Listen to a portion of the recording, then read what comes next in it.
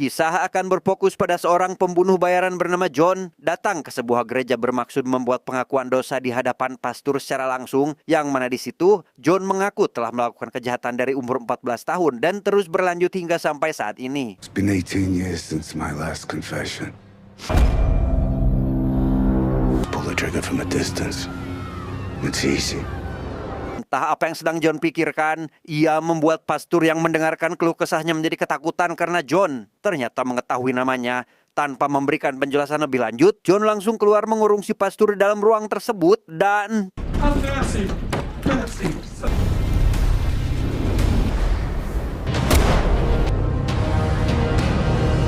Dan inilah Hellhound.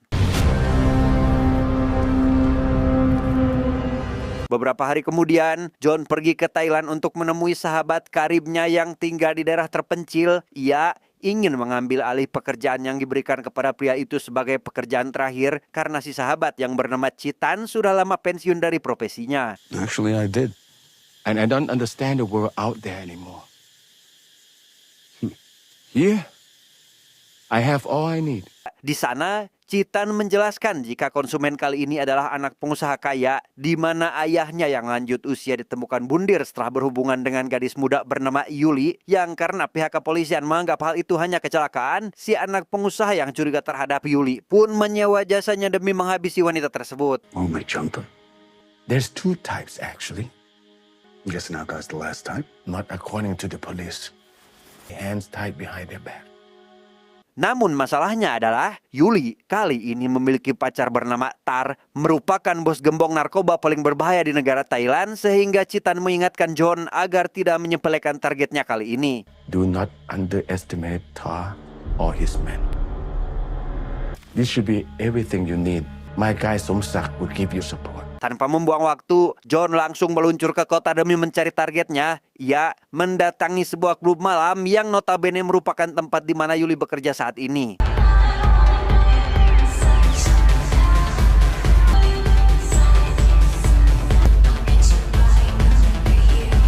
Setelah memastikan targetnya benar, John bersama rekan barunya yang bernama Samsul pun menghampiri wanita itu untuk diajak check-in. Ia menawarkan uang besar hanya untuk tidur satu ranjang, yang karena Yuli mata duitan, ia pun setuju untuk pulang bersama mereka tanpa mempedulikan resiko apabila Tar sampai mengetahuinya.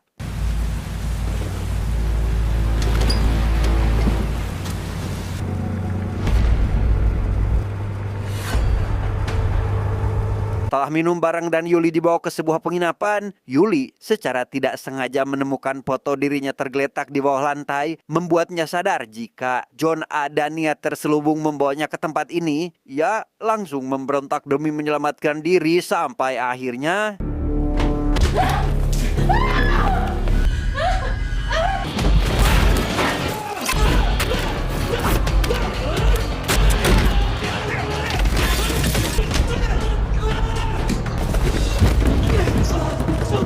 Selesai menghabisi pria itu, John menghubungi Samsul agar segera datang menjemputnya. Ia langsung dibawa ke area kumuh yang merupakan tempat tinggal Samsul bersama neneknya. Samsul menjadi khawatir setelah mengetahui jika Yuli berhasil melarikan diri. Karena masalah ini sudah pasti akan sampai ke telinga Tar yang merupakan kekasihnya. If you go away, we have big problem. No. Just give me a minute to bounce off.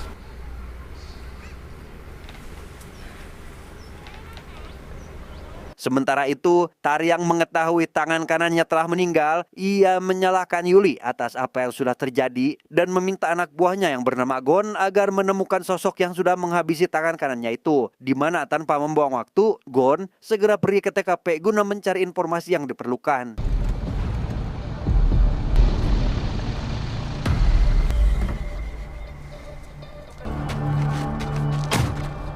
Sesampainya di lokasi tujuan, Gon bersama dua orang rekannya mulai bertanya kepada warga sekitar. Hingga tak lama, ada seorang anak yang membuatnya curiga jika anak tersebut mengetahui sesuatu, yang mana di situ salah satu anak buahnya yang menyadari jika orang di dalam foto adalah Samsul pun mengetahui pasti keberadaannya. Not a tuk-tuk driver. Are you sure? We know where to find him. Let's go. Malam harinya, John pergi ke salah satu atap gedung yang sedang dijadikan arena pertarungan ilegal. Ia menemukan sahabat lamanya yang bernama Paul untuk meminta bantuan karena orang tersebut memiliki jaringan luas di wilayah ini. But I assume it's not to enjoy the many amenities of Thailand. You need some assistance, Paul. I knew it. Di apartemen, John menjelaskan jika dirinya datang ke Thailand untuk menghabisi seseorang. Ia memperlihatkan foto Yuli yang menjadi target sekaligus Tar karena sudah pasti terkenal di Thailand. Paul mengaku bahwa dirinya pernah bertemu dengan pria tersebut, namun sama sekali tidak mengenalinya. I need to find him. I really need to find him. That's a face I've seen before. Menurut kabar yang beredar, Paul memberitahu John jika sosok itu adalah orang berbahaya. Namun karena mereka berdua adalah teman baik, ia berjanji akan berusaha mencari informasi lebih detail mengenai Tar dan meminta John agar datang lagi di kemudian hari. Now, I don't know what you want from this guy. Since we're friends, I'll help you. Come back tomorrow. I'll see what kind of information I can gather. Setelah mengantar John pergi ke motel, Samsul langsung pulang ke rumah untuk beristirahat. Namun sesampainya di sana, ia dibuat terkejut saat menyadari rumahnya sudah berantakan dengan si nenek yang kini tergeletak tak bernyawa. Yang di waktu bersamaan, muncul 3 orang pria yang telah menghabisi si nenek sehingga...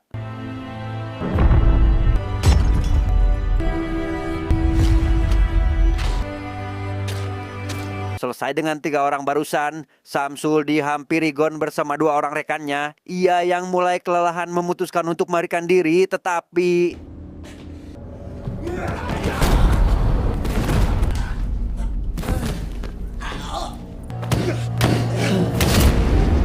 Disinilah Samsul sekarang dalam kondisi terikat dengan Tar yang mulai melakukan interogasi. Ia terus didesak agar buka mulut terkait orang yang ingin menghabisi Yuli saat ini. Karena Samsul bersiteguh tidak ingin memberitahunya, Tar yang kepalang edan pun mengambil sebilah besi khusus untuk mematahkan jari Samsul sehingga...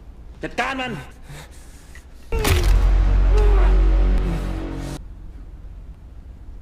Kuntu man. Karena Samsul pingsan akibat kesakitan, Gon mengambil ponsel milik Samsul untuk menghubungi orang terakhir yang pernah dihubungi, di mana panggilan tersebut terhubung langsung kepada John. Sehingga Tar yang tak mengenal rasa takut merantang John agar cepat datang menghabisinya. Come on! Come on!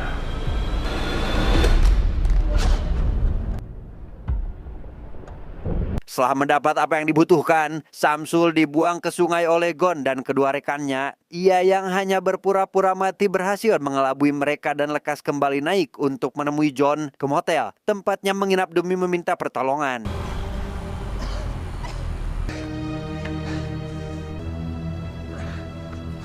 Setibanya di motel, Samsul menceritakan apa yang dialami olehnya. Ia meminta John agar mengobati lukanya itu karena sudah tidak tahan lagi menahan rasa sakit. Namun John yang menyadari jika hal ini sengaja dilakukan musuh agar bisa mengetahui keberadaannya di tempat ini pun langsung mengajak Samsul pergi meninggalkan motel ini terlebih dahulu. They don't make mistakes.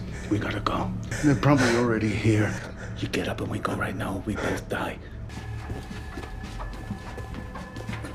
Sesuai dengan apa yang John prediksikan, saat ini sudah ada anak buah Tar bersenjata akan memburu mereka. Ia memutuskan pergi dengan Samsul melalui jalur tangga dan...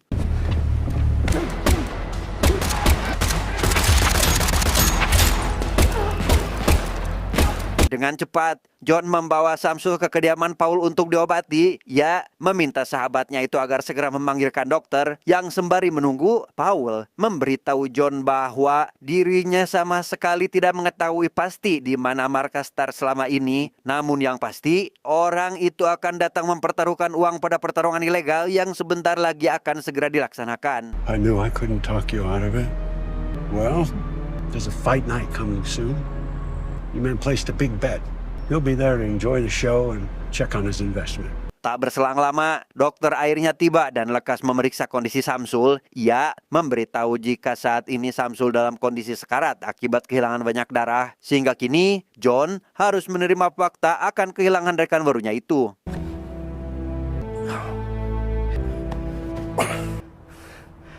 He's gone. Keesokan harinya, Citan menemui John karena mendapat kabar terkait Samsul. Ia merasa bersalah telah menempatkan sepupunya sendiri dalam misi ini. Namun karena semuanya sudah terlambat, Citan yang sebelumnya berniat pensiun dari pekerjaannya sebagai pembunuh bayaran pun mau tidak mau harus membantu John dalam menuntaskan pekerjaannya kali ini. I cannot blame the poor boy. You have the right to blame me. I have forgotten the sting of this city. Tanpa membuang waktu, John bersama Citan segera menemui Paul untuk meminta informasi terkait lokasi pertarungan ilegal. Mereka merasa tenang setelah mendengar jika keamanan di tempat itu tidak akan sulit untuk dilewati. Namun Paul mengingatkan agar tidak mengacaukan acara dan boleh melakukan pergerakan apabila pertandingan telah selesai. I placed a very large bet, and I want to see how it goes. Sementara itu, pertarungan ilegal masih terus berlanjut dan dihadiri Tar secara langsung. Ia menjadi salah satu orang yang selalu memberikan taruhan besar dalam acara seperti ini. Di sana Tar yang ternyata sudah kenal dekat dengan Paul lantas mengajaknya pergi ke klub malam. Namun permintaannya itu ditolak karena takut jika kebohongannya kepada John akan terbongkar. You come? I'm exhausted. I hear my bed calling.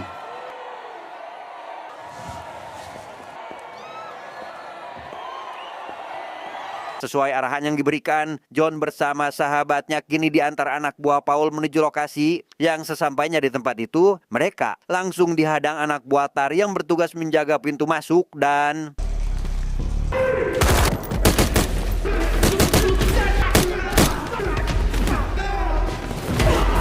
Di tengah keributan yang sedang berlangsung, datang seseorang yang menggunakan motor tahun 70-an. Ia memberikan tembakan ke arah John secara membabi buta sampai akhirnya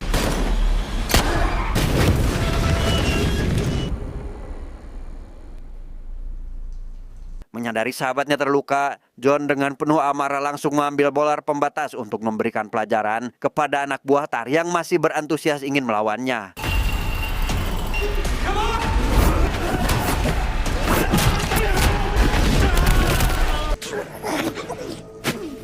Selesai menghabisi mereka, John melanjutkan penelusurannya sambil membawa Citan yang terluka. Namun sesampainya di atap gedung, ia mendapat informasi dari ibu-ibu yang ada di sana bahwasannya pertandingan sudah selesai sekitar 2 jam yang lalu. Menyadari jika Paul telah berbohong, mereka akhirnya memutuskan pulang demi mengobati luka Citan terlebih dahulu. Fight finished 2 hours ago.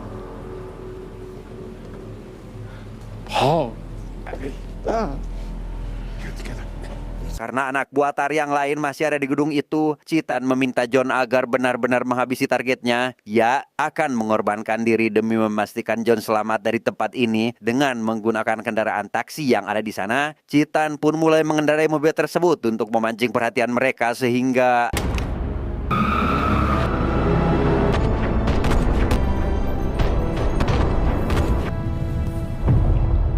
Merasa John sudah berhasil ditaklukkan, salah satu anak buah Tar yang berambut panjang langsung memberitahukan hal itu kepada Gon, membuat Tar merasa senang karena tidak ada lagi orang yang mengganggu kehidupannya. Untuk merayakan hal itu, ia membawa Yuli dan pacar barunya untuk karaokean.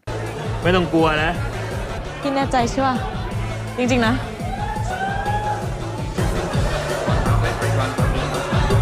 Sementara itu, John menemui Paul untuk meminta penjelasan atas apa yang terjadi. Ia merasa telah diremehkan karena Paul telah memihak kepada Tar yang notabene seorang gembong narkoba paling besar di negara ini. Sehingga John berjanji akan menghabisi orang-orang itu. Begitu pula Paul yang tidak akan luput dari amarahnya. Get up, Paul. Okay. Let's end this thing.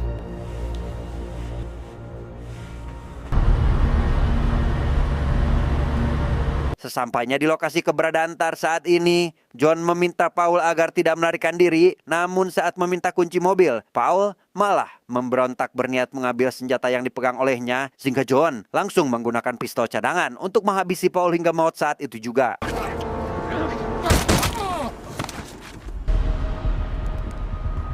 Saat menyusuri ruang di klub malam tersebut, John berpapasan dengan Gon yang juga sedang ada di tempat itu. Mereka akhirnya terlibat pertarungan tangan kosong. Sampai akhirnya...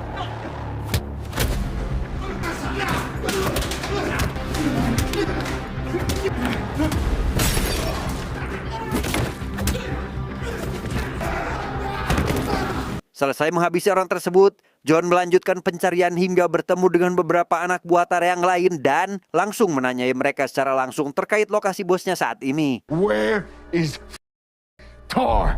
He go up stab.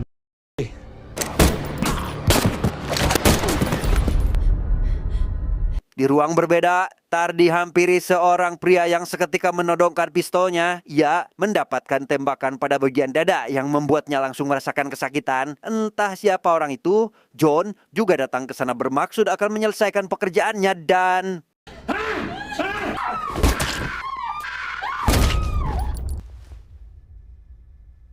Beberapa hari kemudian, John didatangi konsumen yang akan memberikan upah atas pekerjaannya. Ia mendapatkan bayaran 2 kali lipat karena merasa bersalah atas apa yang menimpa Citan sebelumnya. Alih-alih merasa senang akan hal itu, John justru meminta si wanita agar menghabisinya dalam kurun waktu 1 menit sebelum dia sendiri yang akan balik menyerangnya.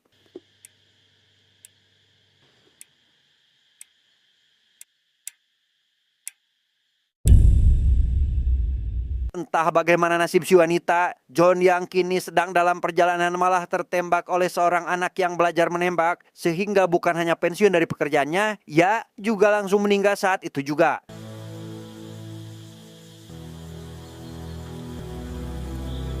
Tamat, ending yang sangat membagongkan.